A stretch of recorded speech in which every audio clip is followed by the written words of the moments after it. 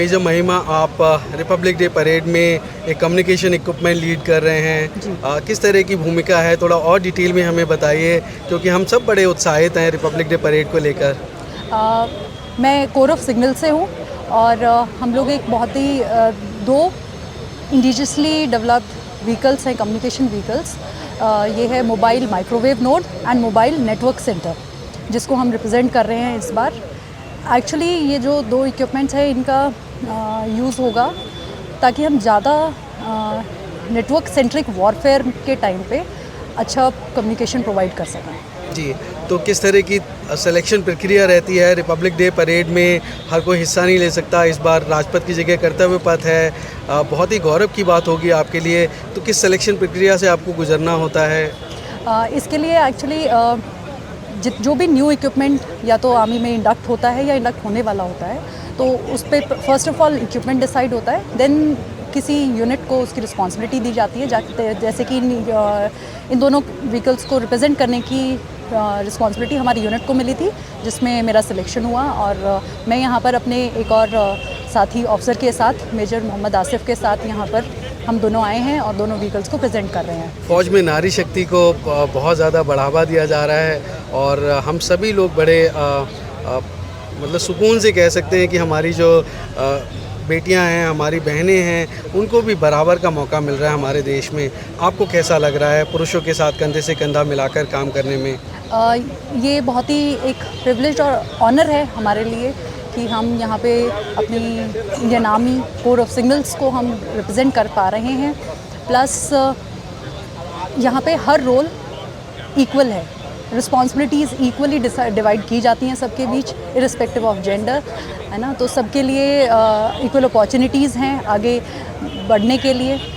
जी, तो आपने फ़ौज कैसे ज्वाइन करी? कुछ अपने बैकग्राउंड के बारे में अगर आप बता सकें तो, जिससे हमारे बाकी जो लोग हैं, यंगस्टर्स हैं, वो भी जान पाएँ कि किस तरह से फ़ौज में को ज्वाइन कर सकते हैं और फ़ौज में माहौल मिलता है।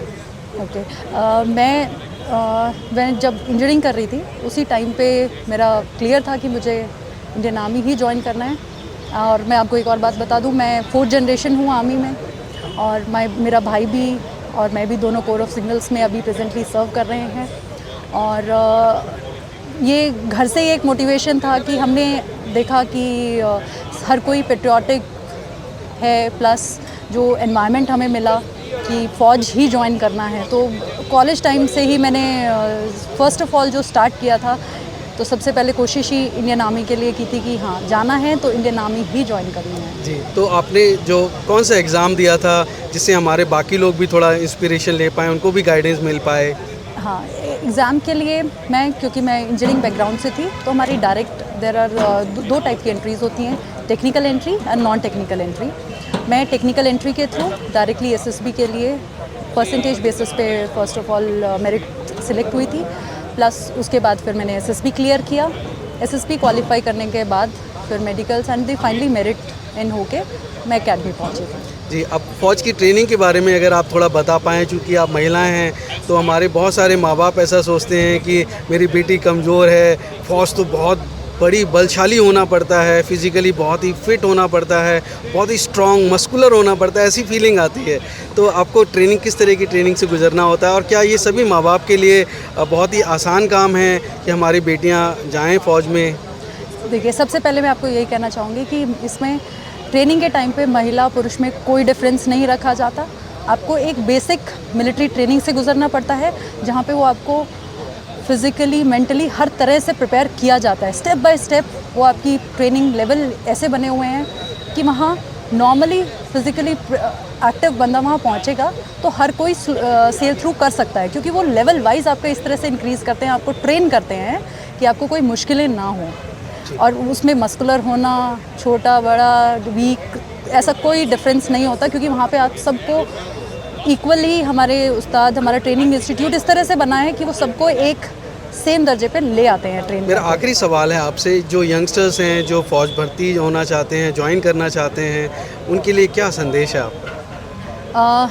मैं सबसे पहले यही कहना चाहूँगी कि आप जो भी एक इंडियन आर्मी एक एग्ज़ाम्पल है, एक नट बोल्ट की तरह है। अगर आप ट्राई कर रहे हैं एक फिक्स साइज़ के नट के अंदर वही बोल्ट फिक्स हो सकता है, अलग साइज़ का नहीं हो सकता। तो उसी तरह से यहाँ पे ढांचा जो बना हुआ है, जो स्ट्रक्चर है, उसमें आपका सिलेक्शन होना और उसमें एडजस्ट होना बहुत ही इजी है। आपके टास्क बहुत हर चीज़ के लिए प्रॉपर प्रोसीजर्स हैं, लेवल्स हैं, ट्रेनिंग्स है, तो आपको कोई मुश्किल नहीं आती है अगर आप यहाँ आके सेट होना चाहें।